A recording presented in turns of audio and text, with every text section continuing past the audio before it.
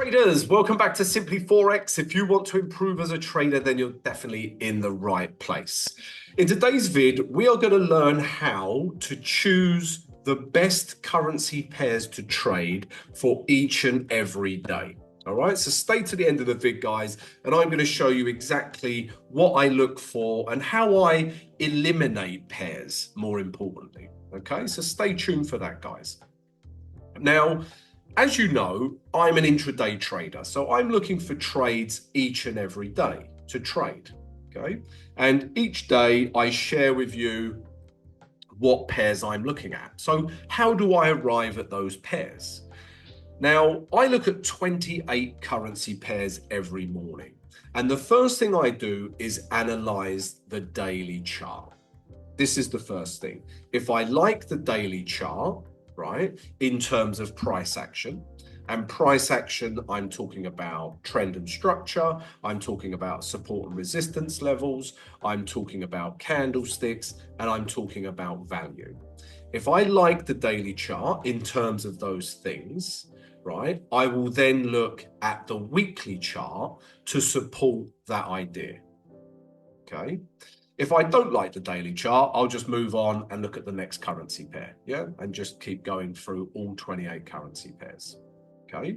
And we're going to go into more detail about that. But once I've done that process, I share all of my trade ideas in the free Discord channel, guys. So if you haven't joined it already, come join our trading community, join our free Discord channel. And these are trades for Tuesday, the 12th of November, and these are the trades that I arrived at. All right. So we can assume on all of these trades, I like the daily and the weekly chart.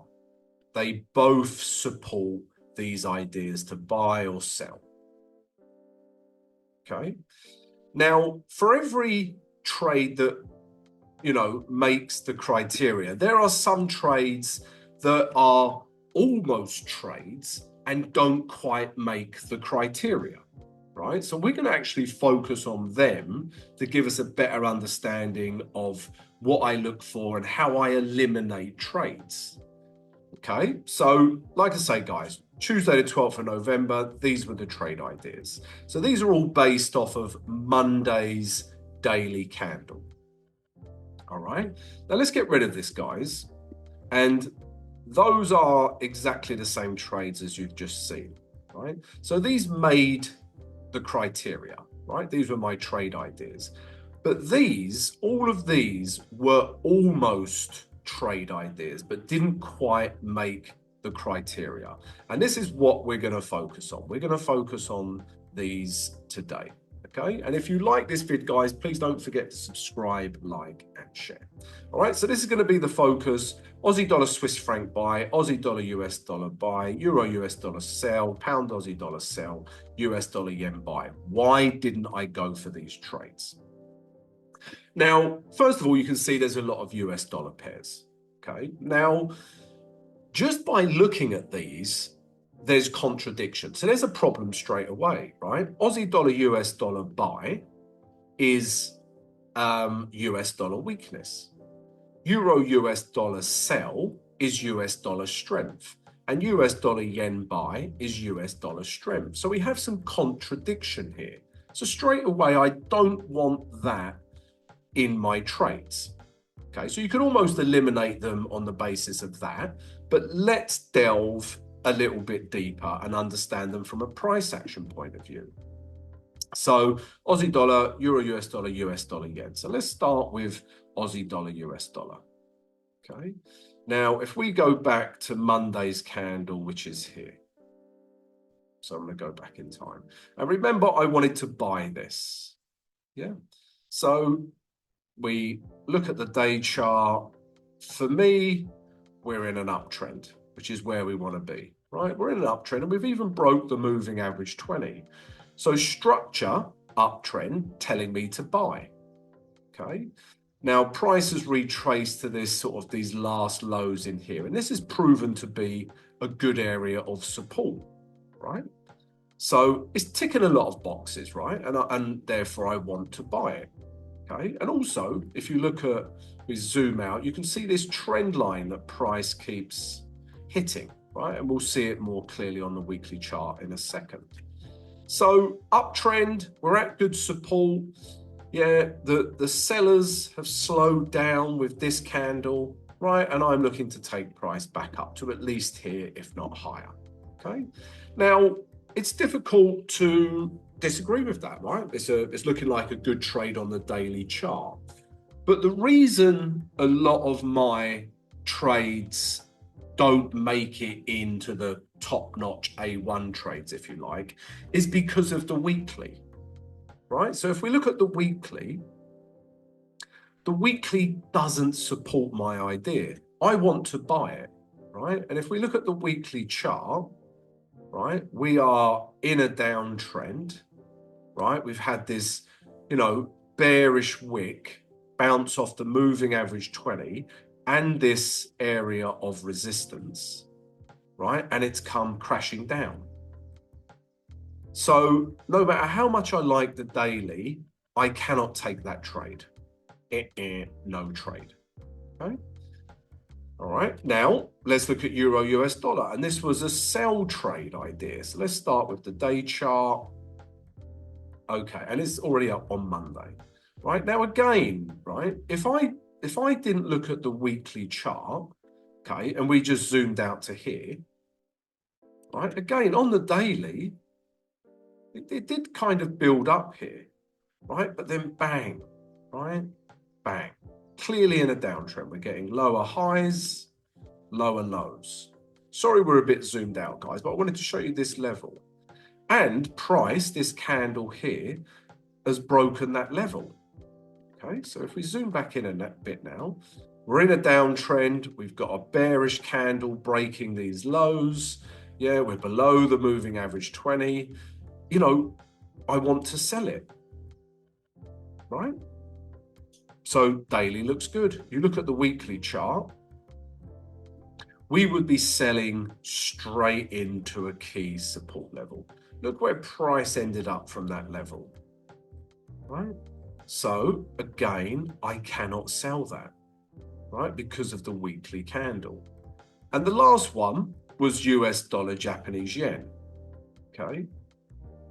And guys, please stay tuned because I'm going to compare the trades that made it with the trades that didn't make it, right? And that will really illuminate what I look for as well. But let's just carry on with these US dollar pairs.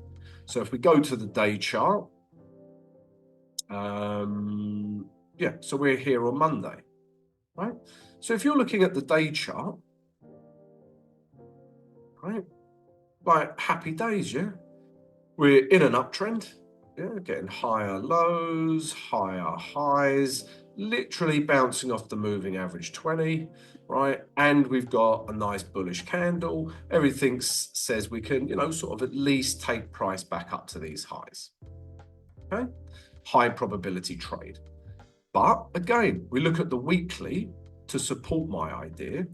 Obviously, guys, this weekly candle hasn't finished, right? Must bear that in mind. Okay, but when I looked at the day chart on Monday, we would be buying into this bearish wick, right? And price is a little bit overbought here as well. So I do not want to buy into that wick on the weekly. This would suggest it has room to the downside. Okay, so again, the weekly chart eliminated my idea. Now, let's go back to where my trade ideas were, okay?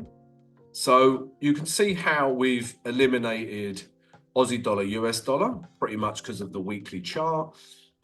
We don't want to trade Euro, US dollar, pretty much because of the weekly chart, and US dollar the same, right? But we're still left with Aussie dollar, Swiss franc buys and pound Aussie dollar sells. So why didn't these make the criteria?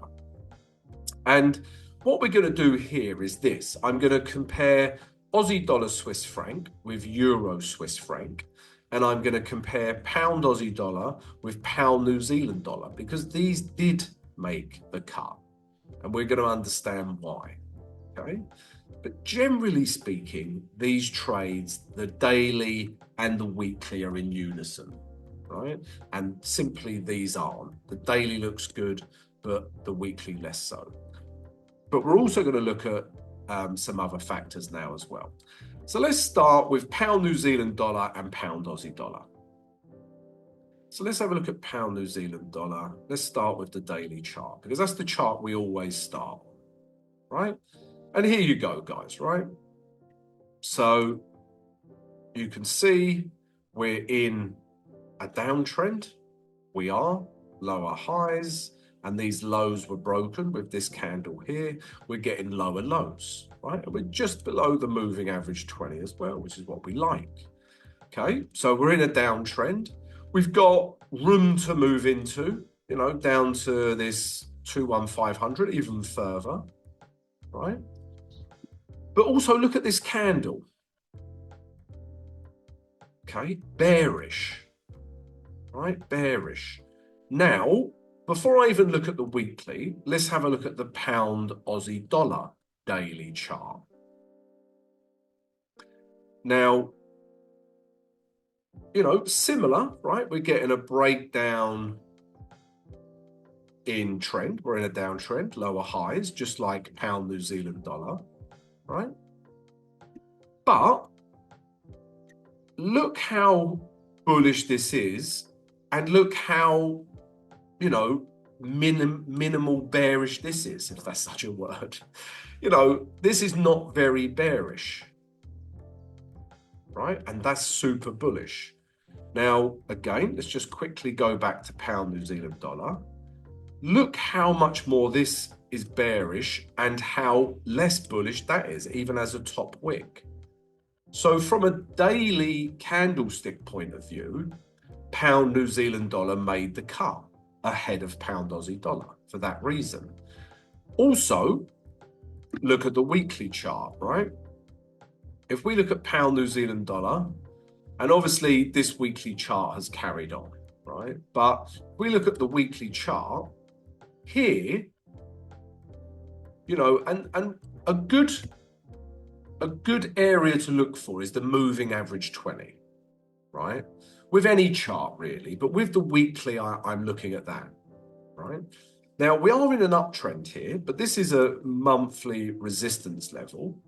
And just look what's happening since we've hit that level. Bearish wick, bearish wick.